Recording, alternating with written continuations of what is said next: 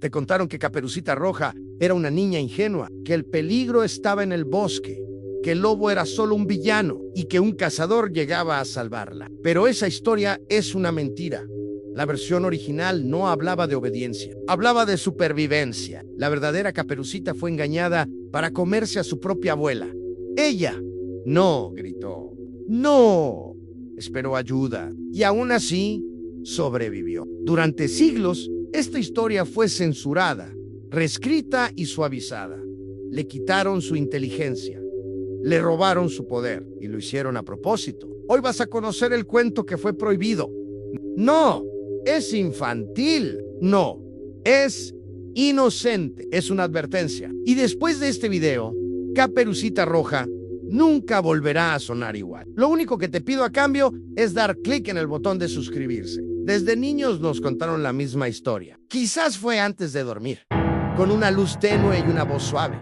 O tal vez en un libro ilustrado que alguien abrió por nosotros. Una niña camina sola por el bosque, lleva una capa roja, va a visitar a su abuela. Y antes de salir, escucha siempre la misma advertencia. No te salgas del camino. El bosque es oscuro. El silencio pesa. Y en algún punto aparece el lobo. Desde ese momento sabemos que algo malo va a ocurrir. Así nos enseñaron a sentirlo. Así nos prepararon para el miedo. Nos dijeron que esa era la lección. Que el mundo es peligroso. Que si no obedeces, algo te va a pasar. Y justo cuando todo parece perdido, aparece el cazador, llega a tiempo, abre al lobo, rescata a la niña, todo vuelve a estar en orden. La historia termina ahí y todos pueden dormir tranquilos. Pero si te detienes un momento y lo piensas con calma, algo no encaja. Porque en ese cuento la niña no decide nada, no piensa, no actúa, no se equivoca ni aprende, solo espera. Espera a que alguien más la salve. El bosque deja de ser un lugar real y se convierte en una advertencia. El lobo deja de ser una criatura y se vuelve una idea. Y la niña se transforma en alguien que solo puede sobrevivir si obedece. Así fue como aprendimos esta historia. Así fue como nos la repitieron una y otra vez. Pero los cuentos antiguos no se contaban para tranquilizar a los niños. Se contaban para preparar a las personas para el mundo real, para lo que existía fuera de casa. Y cuando una historia sobrevive durante siglos, no lo hace porque sea bonita, sino porque dice algo importante. Por eso, antes de los libros ilustrados, antes de los finales felices, existió otra versión de este cuento.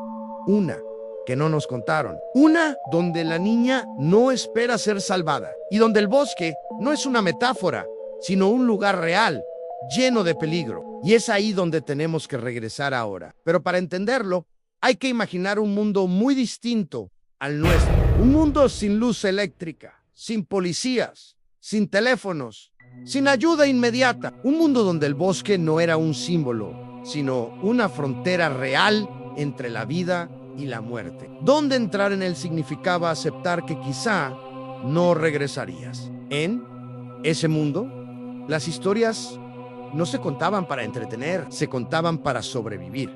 Cada palabra tenía peso, cada detalle importaba. No había espacio para moralejas suaves ni finales reconfortantes, porque la realidad no era suave y casi nunca tenía finales felices. Las niñas que escuchaban estos relatos no eran ingenuas. Habían visto morir animales, familiares, vecinos. Sabían que el hambre existía. Sabían que el peligro podía usar una sonrisa, una voz amable, una apariencia conocida. Y por eso, las historias que escuchaban no les decían obedece, sino observa. No les decían espera, sino piensa. Ahí, en ese contexto olvidado, Caperucita no era un símbolo de inocencia. Era una advertencia viva. Una historia que decía, el peligro no siempre ruge, a veces susurra. Y si no aprendes a reconocerlo, nadie va a llegar a tiempo para salvarte. Esa es la parte que se perdió. Esa es la parte que fue borrada. Y esa es la historia que empieza ahora. Mucho antes de que este cuento llegara a los libros, antes de que tuviera ilustraciones y finales amables, Caperucita Roja ya existía. No tenía nombre fijo, no llevaba una capa elegante y nadie la llamaba inocente. Era simplemente una niña del campo. Vivía en un tiempo duro, un tiempo donde crecer significaba aprender rápido o no sobrevivir. Las aldeas medievales no tenían muros que las protegieran del hambre, ni leyes que persiguieran el peligro. El bosque no empezaba lejos, comenzaba justo detrás de las casas, como una boca abierta esperando. Esa niña caminaba sola porque debía hacerlo, no porque fuera imprudente, sino porque así era la vida. Desde pequeña aprendía a reconocer sonidos, a leer silencios, a desconfiar de lo que parecía demasiado amable. La astucia no era un talento especial, era una necesidad. Cuando el cuento se contaba junto al fuego, nadie la describía como frágil. Decían que era lista, despierta, observadora. Decían que sabía escuchar el bosque, que entendía cuando algo no estaba bien, aunque no pudiera explicarlo con palabras. En esas versiones antiguas, el peligro no llevaba siempre la forma de un animal. A veces caminaba como un hombre,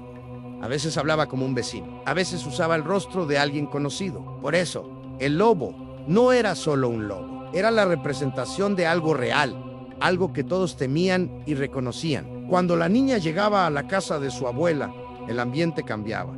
El silencio era distinto, el aire se sentía pesado. No hacía falta decirlo en voz alta. Algo estaba mal. La voz que la llamaba desde la cama no sonaba igual. El cuerpo bajo las mantas no tenía la forma correcta.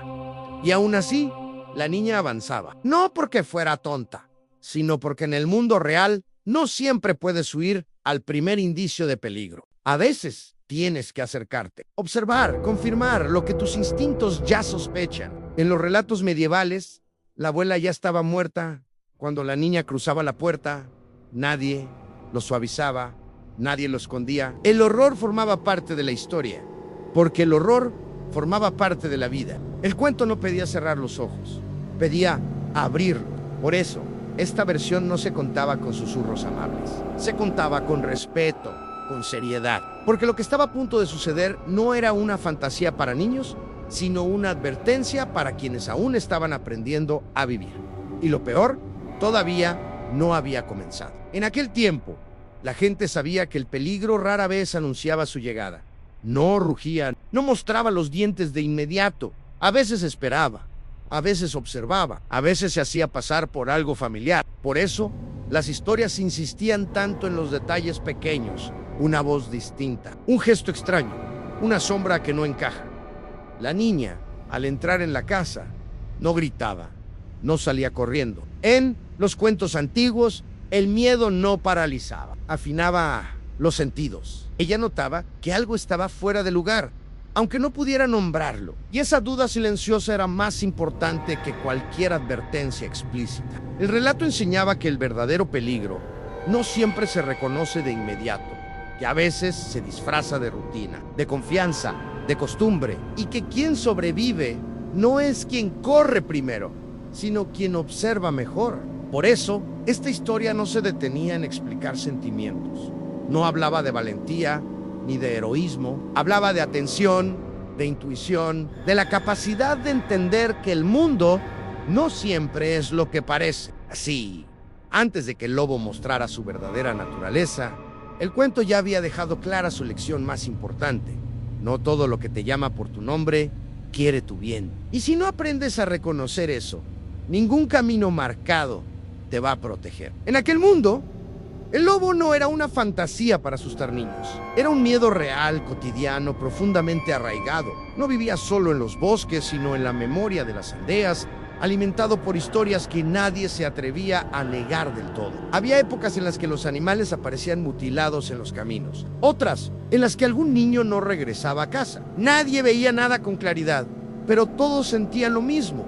Algo estaba acechando. Algo que conocía los senderos, los horarios, las costumbres. Por eso, cuando se hablaba del lobo en los relatos antiguos, no siempre se lo describía como una bestia común. A veces caminaba erguido, a veces hablaba, a veces se vestía como un hombre. Y lo más inquietante era que no atacaba de inmediato. Observaba, esperaba, aprendía. En las aldeas medievales existía un nombre para ese miedo. No era simplemente lobo. Era algo peor, una criatura capaz de mezclarse entre la gente, de entrar a una casa sin forzar la puerta, de sentarse a la mesa y ser confundida con alguien conocido. Ese temor no nació de la imaginación. Durante siglos, Europa estuvo marcada por juicios, acusaciones y ejecuciones de personas acusadas de transformarse en lobos. Hombres y mujeres señalados por devorar carne humana, por desaparecer niños, por caminar entre dos mundos, verdadero o no. El terror era real y el cuento lo reflejaba. Por eso, cuando la niña miraba la cama de su abuela y sentía que algo no encajaba, el público lo entendía al instante. No hacía falta explicarlo. El lobo ya había llegado. Y lo más peligroso no era su fuerza, sino su cercanía. El relato enseñaba que el depredador no siempre entra rompiendo. A veces entra siendo invitado, a veces usa una voz suave, a veces se cubre con el rostro de alguien amado. Y cuando se revela, ya es demasiado tarde para huir sin pensar. El lobo del cuento no representaba solo a un animal. Representaba al peligro que sabe esperar, al que estudia, al que se aprovecha de la confianza, al que entiende que la verdadera caza comienza mucho antes del ataque. Y frente a ese tipo de enemigo, correr no siempre es suficiente. Por eso, la historia no avanzaba hacia un rescate milagroso. Avanzaba hacia una prueba, una donde la inteligencia valía más que la fuerza, donde el error no se perdonaba y donde la niña tendría que demostrar si estaba preparada para sobrevivir. Porque en esa versión antigua del cuento, el lobo ya había ganado algo irreemplazable, el tiempo, porque en las historias antiguas, el peligro no se medía por lo que hacía, sino por lo que ya había hecho. El lobo no llegaba con prisas, llegaba cuando todo estaba dispuesto, cuando la casa estaba en silencio, cuando nadie iba a interrumpir, cuando la confianza ya había sido sembrada. Dentro de esa cabaña, el aire parecía detenido, cada objeto estaba en su lugar, pero nada se sentía correcto. El fuego ya no ardía como antes. La luz entraba débil por la ventana, y en la cama, la figura que llamaba a la niña conocía su nombre, su voz, sus costumbres. Sabía exactamente cómo atraerla. El cuento no apresuraba ese momento, lo alargaba, porque ahí estaba la verdadera lección. El peligro no siempre aparece de golpe. A veces se presenta despacio, casi con paciencia. Te deja avanzar, te deja dudar, te deja creer que todavía tienes control, cuando en realidad ya estás dentro. Y mientras la niña se acercaba, el público entendía algo que no hacía falta decir en voz alta. El lobo no solo había entrado en la casa, había cruzado un límite mucho más profundo, el de la intimidad, el de la confianza, el de aquello que, una vez roto, ya no puede volver a ser igual. Cuando la niña se acercó a la cama, no lo hizo corriendo, se movió despacio, con esa cautela que aparece cuando algo no encaja del todo, aunque todavía no se comprende. La voz que la llamaba sonaba conocida y al mismo tiempo extraña. Era la voz de su abuela, pero había algo en ella que no estaba bien. El cuento no necesitaba exagerar, bastaba con describir los detalles. La habitación estaba en penumbra, el aire olía distinto, y sobre la cama, bajo las mantas, la figura que la observaba no se movía como debería. En las historias antiguas, esos detalles no se ignoraban, eran advertencias. Entonces, el lobo habló, le dijo que se acercara, le dijo que tenía hambre, le ofreció comida. En las versiones medievales, nadie suavizaba lo que venía después. El lobo había matado a la anciana, la había descuartizado, había preparado su carne como alimento y había recogido su sangre en una botella, como si fuera vino. Todo estaba dispuesto antes de que la niña cruzara la puerta. Sin saberlo, la niña se sentó a la mesa. El lobo le ofreció carne, le ofreció vino. Y ella, cansada por el camino, aceptó, comió, bebió. Durante un instante, todo pareció normal. El hambre calmó el temblor de sus manos. El cansancio nubló sus dudas. Así funcionaba el engaño, no como un golpe repentino, sino como una sensación de alivio que hacía bajar la guardia. Pero algo dentro de ella seguía inquieto. Cada bocado pesaba más de lo que debería. Cada sorbo dejaba un rastro amargo que no tenía explicación. En los cuentos antiguos, el cuerpo entendía antes que la mente, y el suyo empezaba a entender demasiado. Fue entonces cuando desde un rincón oscuro de la casa, alguien habló. Un gato observaba en silencio. En estas historias antiguas, los animales hablaban cuando la verdad era demasiado pesada para los humanos. El gato la miró sin miedo y dijo lo que nadie más podía decirle. Estás comiendo la carne de tu abuela, estás bebiendo su sangre.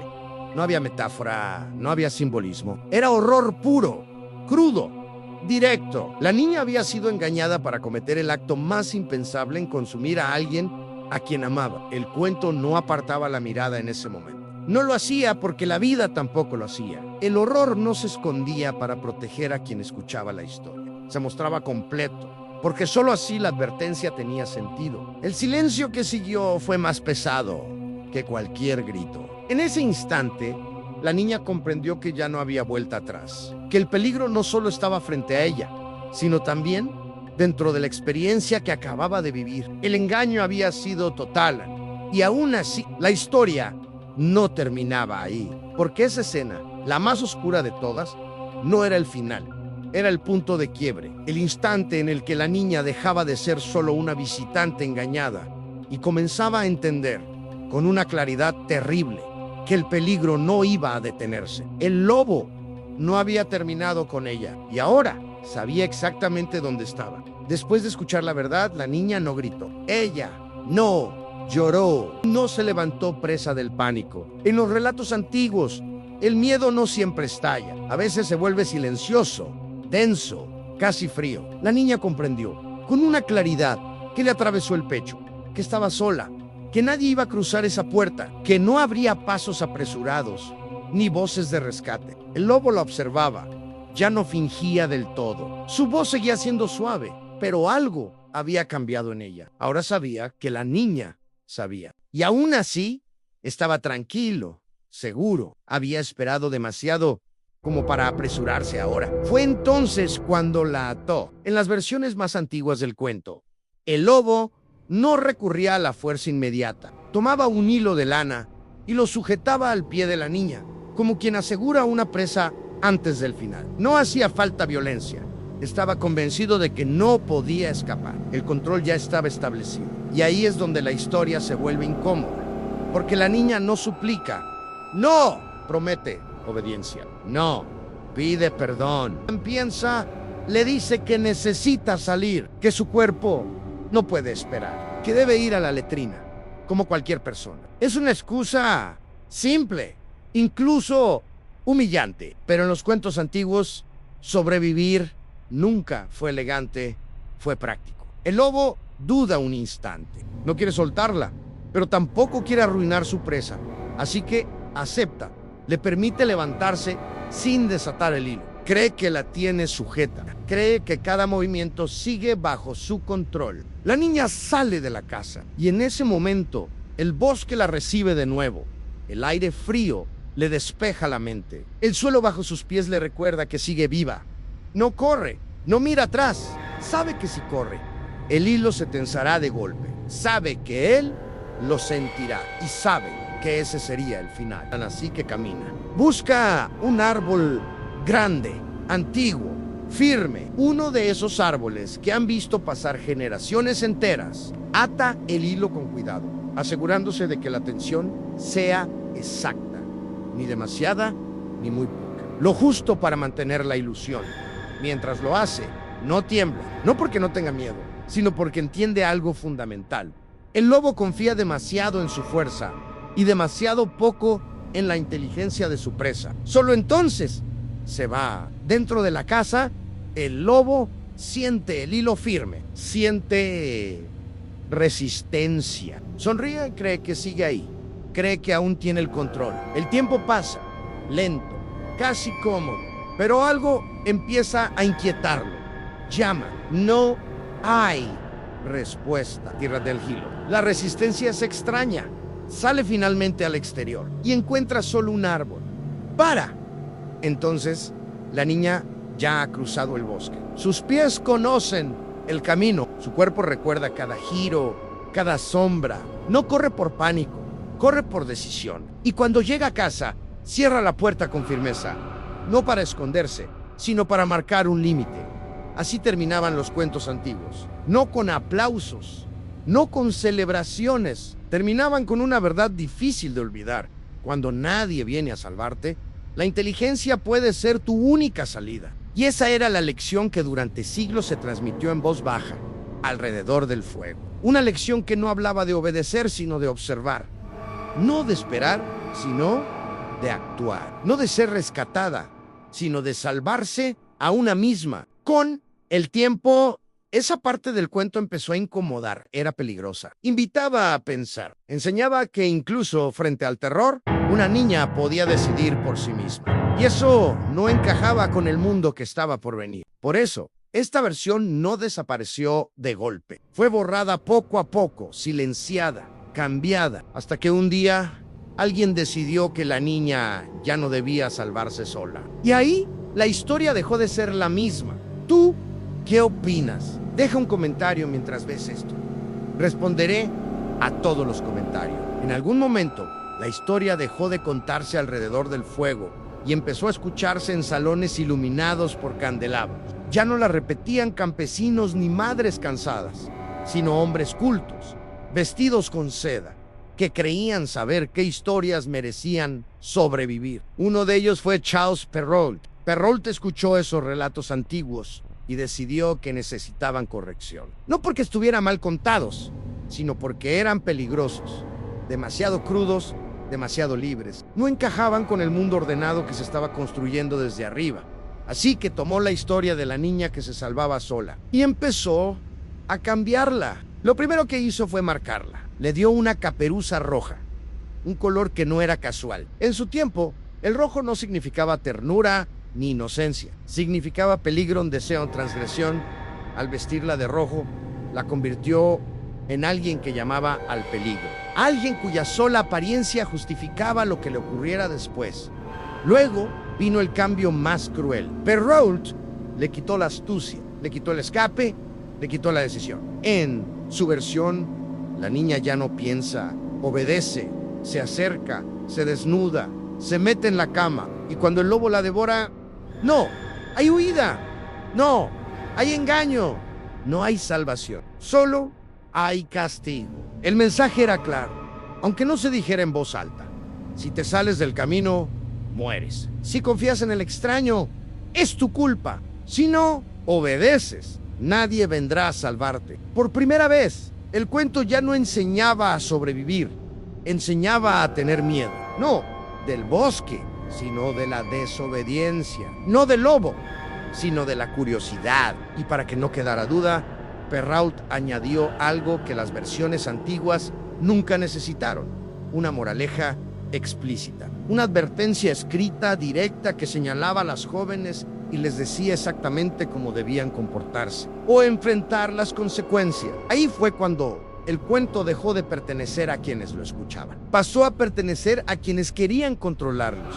La niña que se salvaba sola ya no servía. Era demasiado peligrosa. Y así, poco a poco, la historia fue perdiendo su filo. Se volvió más limpia, más correcta, más obediente, pero no más verdadera. Con el tiempo, esta nueva versión empezó a circular como la única aceptable. Se leyó en voz alta en casas elegantes, se imprimió en libros cuidadosamente ilustrados, se repitió como ejemplo de buena conducta. Nadie mencionaba ya el engaño, la sangre ni la huida. Eso había quedado atrás, enterrado bajo palabras amables. El cuento empezó a cumplir otra función. No advertía sobre depredadores reales, sino sobre límites sociales. No preparaba para el peligro, sino para la sumisión. La niña ya no aprendía a pensar, aprendía a obedecer. Y eso era exactamente lo que se esperaba de ella. En ese nuevo mundo, la responsabilidad ya no recaía en el lobo, recaía en la niña. Si algo salía mal,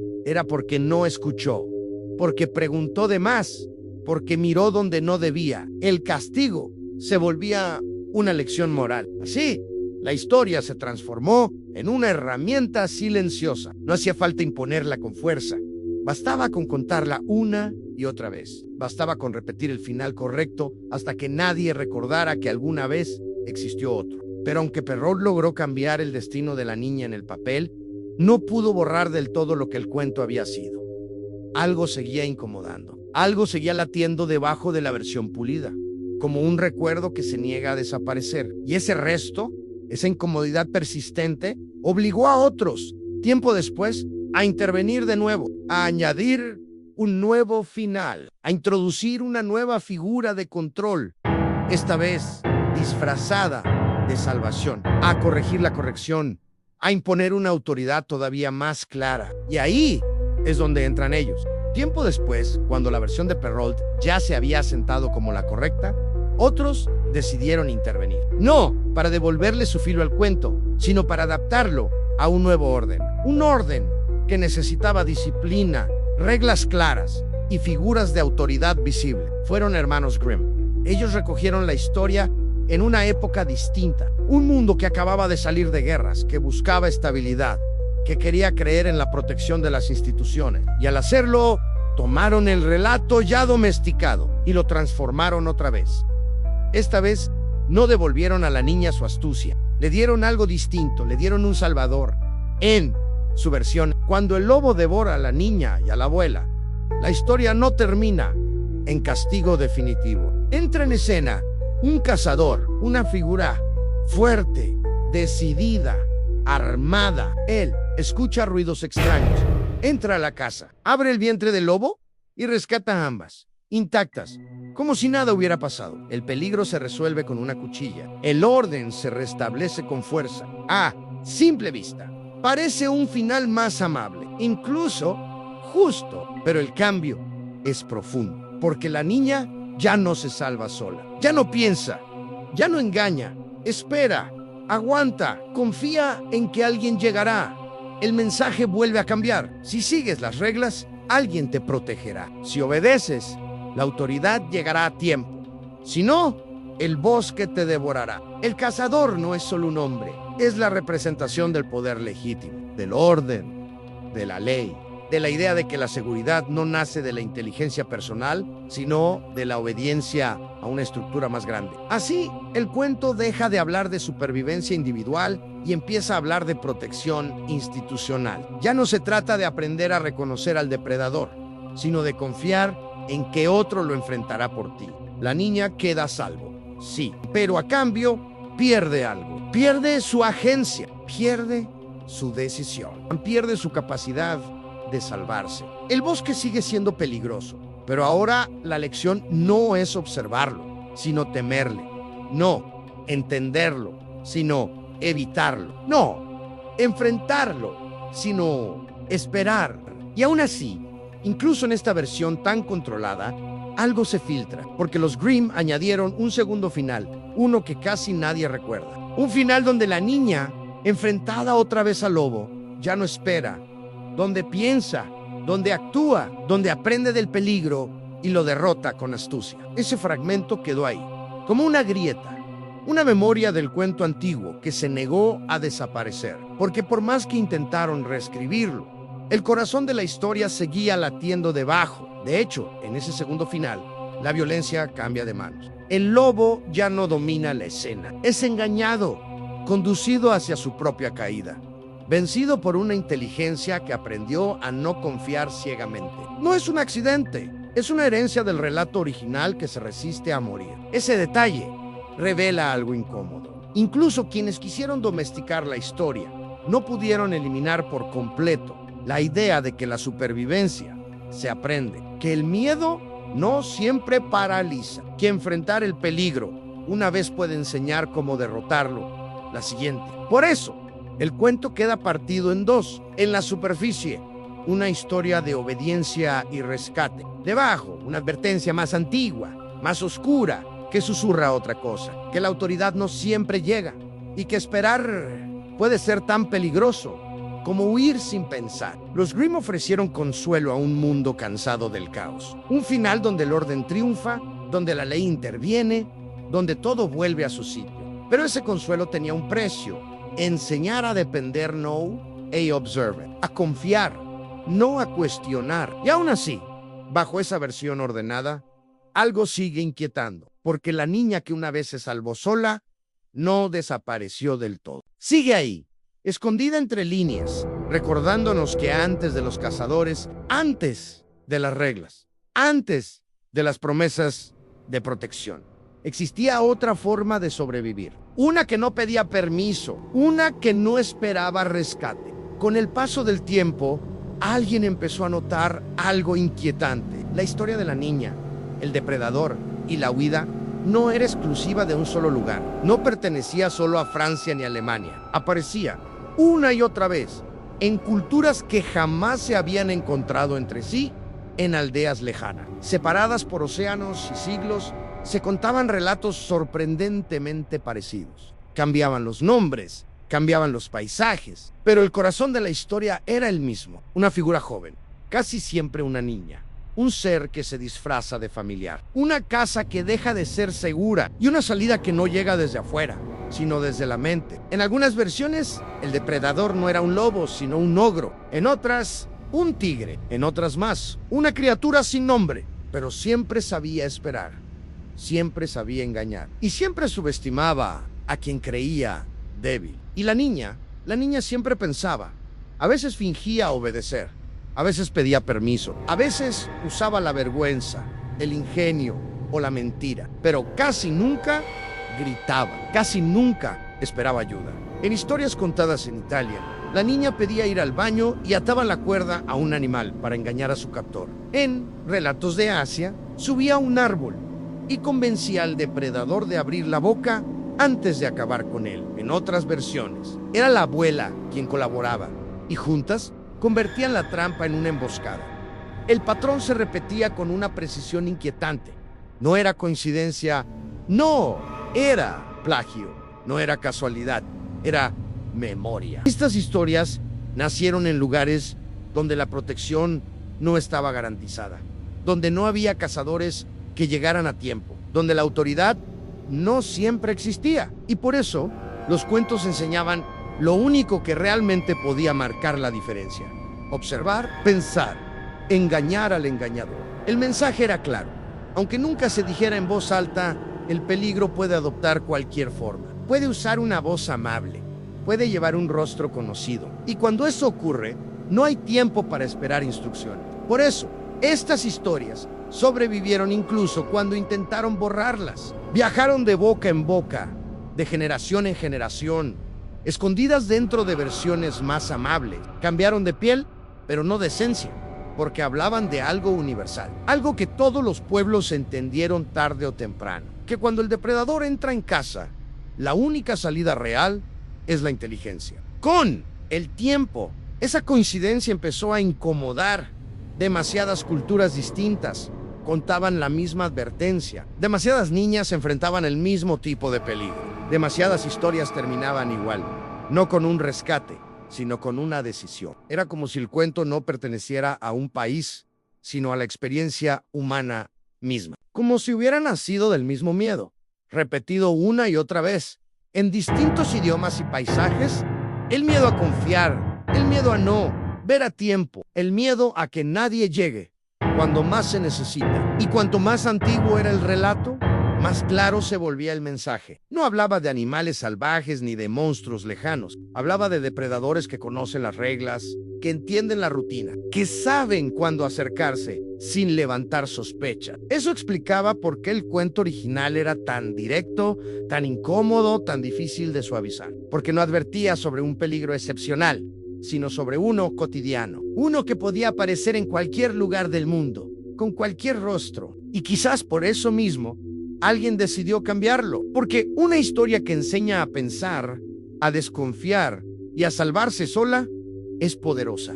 Demasiado poderosa para dejarla intacta. Demasiado peligrosa para permitir que se repita sin control. Durante mucho tiempo, la niña permaneció enterrada bajo capas de palabras ajenas. Cambiaron su final, cambiaron su voz, cambiaron su destino.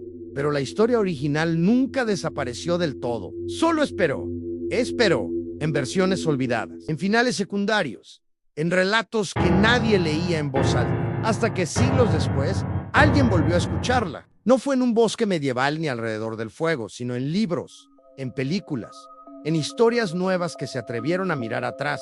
Autores y creadores comenzaron a preguntarse por qué la niña siempre debía ser salvada, por qué nunca podía decidir, por qué su inteligencia había sido silenciada. Y entonces, la historia empezó a romper la tierra que la cubría. Una de las primeras grietas apareció cuando Angela Carter decidió contar el cuento de otra forma. En su versión, la niña no huye ni obedece. Se ríe, mira al lobo a los ojos, quema la capa roja que le impusieron y en lugar de ser devorada, toma control de la historia y de sí misma. El bosque deja de ser una amenaza. Se convierte en un territorio propio. Después vinieron otros. En el cine, Neil Jordan transformó el bosque en un espacio donde el miedo y el deseo se enfrentan sin disfraces. La niña ya no es una advertencia. Es una fuerza que entiende el peligro y decide qué hacer con él. En la literatura moderna, Caperucita deja de ser una figura pasiva. A veces se convierte en cazadora. A veces en una guardiana. A veces en quien conoce también al lobo, que ya no le teme. En todas hay algo en común. La decisión vuelve a sus manos. La historia ya no castiga la curiosidad.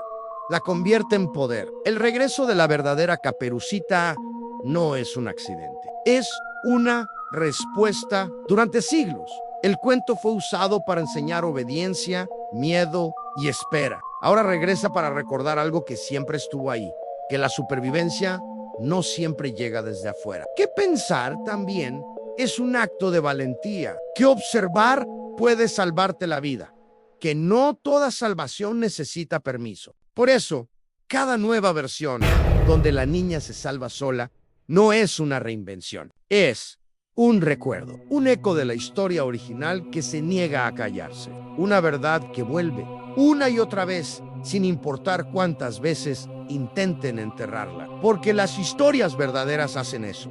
No mueren, se esconden, y cuando regresan, no piden disculpas. La Caperucita que vuelve hoy no lleva una lección escrita al final, no necesita moraleja. Camina por el bosque con los ojos abiertos, sabiendo que el peligro existe, pero también sabiendo que tiene algo más fuerte que el miedo. Tiene criterio, tiene memoria, tiene voz, y esa desde el principio siempre fue la parte más peligrosa de la historia. Con el tiempo, esta nueva Caperucita dejó de pedir permiso para existir. Ya no necesitó ser explicada ni justificada. Simplemente apareció una y otra vez, recordando que el silencio nunca fue su lugar. Cada vez que alguien vuelve a contar el cuento, sin cazador, sin rescate, sin obediencia ciega, algo se repara. No el pasado, sino la idea de lo que una historia puede enseñar. No miedo, sino atención.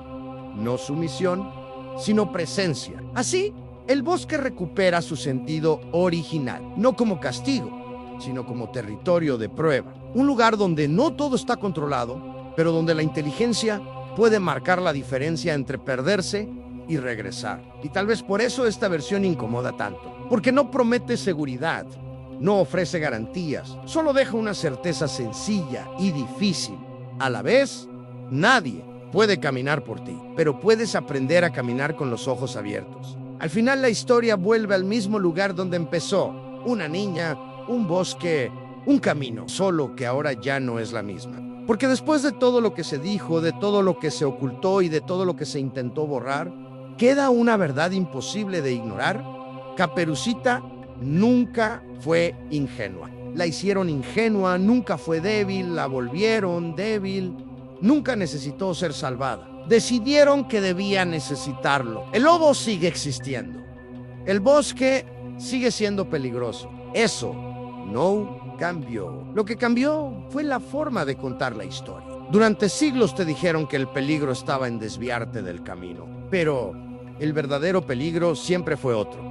Creer que alguien más vendrá a pensar por ti. Creer que obedecer es lo mismo que estar a salvo. Creer que cerrar los ojos te protege. La Caperucita original no sobrevivió por suerte. Sobrevivió porque observó, porque dudó, porque entendió que cuando el peligro entra en casa, no hay tiempo para esperar instrucciones. Y quizá por eso esta historia incomoda tanto. Porque no promete rescate, porque no ofrece garantías, porque no tiene un cazador al final. Durante mucho tiempo nos acostumbramos a finales donde todo se resuelve desde afuera, donde alguien llega, arregla el caos y nos devuelve la calma. Pero este cuento, en su forma más antigua, nunca fue así. No venía a tranquilizar, venía a advertir. Advertía que el peligro no siempre avisa, que puede hablar suave, que puede usar un rostro conocido y que cuando eso ocurre, No hay reglas que te salven si no sabes mirar. Por eso, la historia no termina con una lección escrita, ni con una promesa de seguridad. Termina con una conciencia despierta, con la idea de que caminar por el bosque implica aceptar la incertidumbre, pero también reconocer la propia capacidad de atravesarla. Solo deja una pregunta flotando, la misma que estuvo ahí desde el principio. Cuando alguien te contó este cuento por primera vez, y tú no lo sabías todavía, ¿de verdad el peligro estaba en el bosque o estaba en la historia que te enseñaron a creer? Y si alguna vez vuelves a escuchar este cuento antes de dormir, pero recuerda algo, no todas las historias se cuentan para tranquilizar. Algunas existen para mantenerte despierto, porque el bosque no desaparece. El lobo no se va. Caperucita todavía está caminando. Haz clic en el video que aparece en pantalla y sigue qué tantas verdades hay ocultas. No olvides suscribirte al canal. Nos vemos en la próxima.